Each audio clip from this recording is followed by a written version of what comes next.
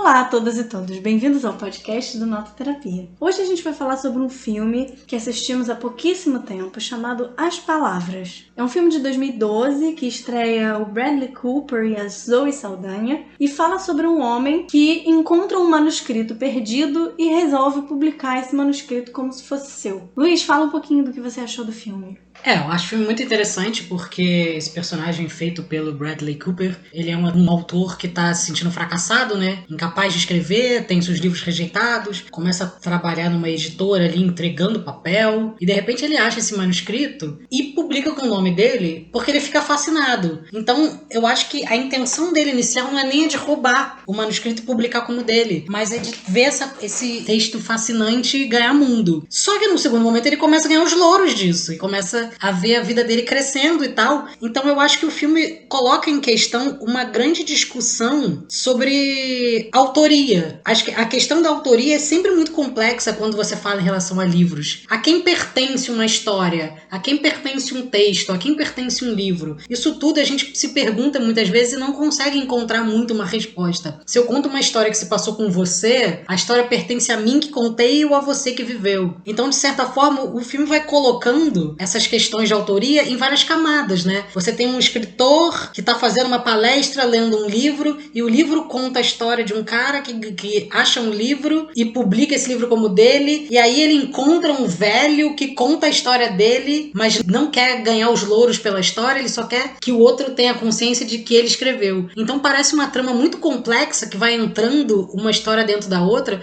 mas no fundo o que ele está discutindo é isso. De quem é a posse de uma história? De quem viveu, de quem escreveu ou de quem ganha o mundo publicamente a partir dela, né? Eu acho que sim, esse é o ponto central do filme e é um ponto que se desdobra em algo que é extremamente relevante hoje, né? A gente discute o tempo inteiro questões relacionadas, por exemplo, ao lugar de fala, e eu acho que ainda que não seja a intenção do filme entrar nessa discussão, ele oferece algumas coisas interessantes pra gente pensar exatamente sobre isso, né? Sobre, posso eu contar a história de alguém? E se sim, como? Eu acho que uma coisa que o filme traz é também uma espécie de... As coisas acontecem com uma velocidade muito rápida, né? Ele resolve digitar o manuscrito no computador dele, de repente a mulher acha aquilo, e aí ele não nega, nem desnega, e a coisa vai se desenrolando quase na tangente dele. E aí eu acho que levanta algumas questões éticas também. E eu acho que talvez isso seja o legal do filme, não responder às questões sobre a autoria que ele mesmo coloca, né? Ele joga ali uma série de coisas pra gente pensar eticamente sobre o que eu faço com a minha história, o que eu faço com a história do outro e o que eu faço quando a minha história e a do outro se entrecruzam dessa maneira já indissociável, porque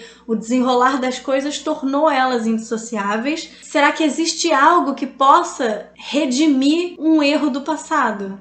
E aí eu acho muito interessante que o personagem do velho, que é interpretado pelo Jeremy Irons, ele não quer que o Bradley Cooper abra mão da autoria do livro. Pelo contrário, ele quer contar assim, essa história é minha. Porque, de alguma maneira, não faz diferença. Porque a partir do momento que ele pega aquele texto e assina com o nome dele, esse texto passa a ser dele. As pessoas leram ele a partir dele. E mesmo que você coloque outro nome depois, não tem como mais apagar o primeiro nome. Isso me faz recordar o conto do Jorge Luis Borges, chamado Pierre Menard, autor do Quixote, em que ele pega 2 textos do Dom Quixote, do Cervantes, e escreve igualzinho, só que ele faz mostrando a anacronia, né? Então assim, olha esse texto do Quixote aqui em 1500, aí escreve a frase. Olha esse texto agora escrito por Pierre Menard, aí cola o mesmo texto. Veja a diferença, como ele é, como ele soa, como ele faz não sei o que lá, como é que é mais contemporâneo. Porque esse mesmo texto assinado por 2 pessoas diferentes, em tempos diferentes, com intenções diferentes, passam a significar coisas completamente diferentes. Então, mesmo que mude o nome do autor,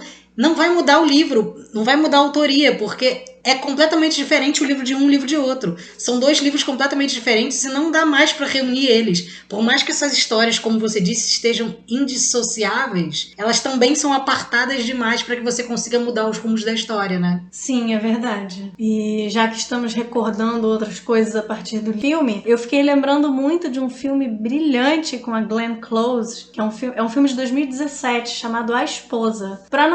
Não quero dar spoiler do filme, mas é sobre uma mulher que abdica de tudo da vida dela para acompanhar o seu marido escritor e apoiar ele no que ele precisa. E aí, em determinado momento, ele ganha um prêmio Nobel de Literatura, e o fato dele ganhar esse prêmio vai aí revelando uma série de segredos desse casal e da relação do casal com a produção literária dele. E acho que se eu falar mais do que isso, vai ser entregar o filme, mas é um filme que discute essa questão da autoria também de uma maneira muito, muito interessante. Tenho que fazer um adendo já entrando na parte da nota, talvez, de que eles são um pouco incomparáveis. As Palavras é um filme muito mais blockbuster e esse A Esposa é um filme muito mais alternativo, se é que a gente pode dizer assim, mas acho que é um filme que vale a pena também procurar.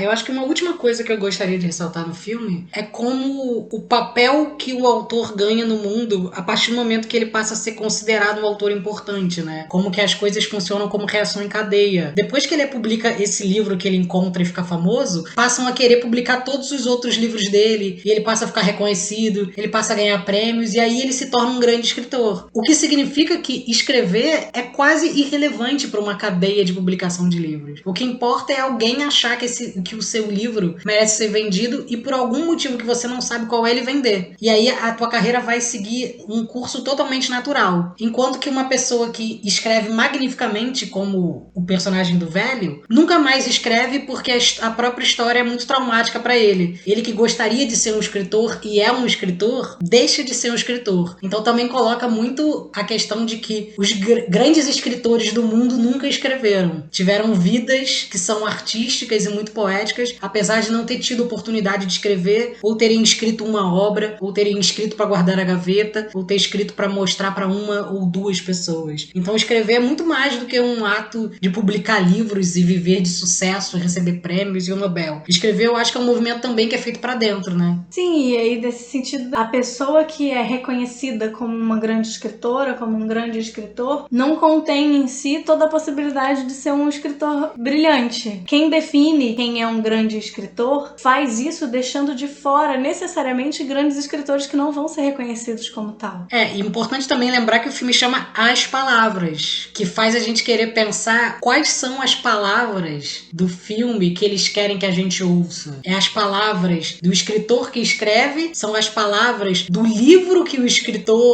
velho escreveu, ou são as palavras que ressoam através desse meio todo, dessa autoria meio difusa. Então o filme é de quem? Ele é pra quem? Ele vem de que lugar e ele vai pra que lugar? Então eu acho que esse lugar de indiscernabilidade, não sei se existe essa palavra, mas eu acho...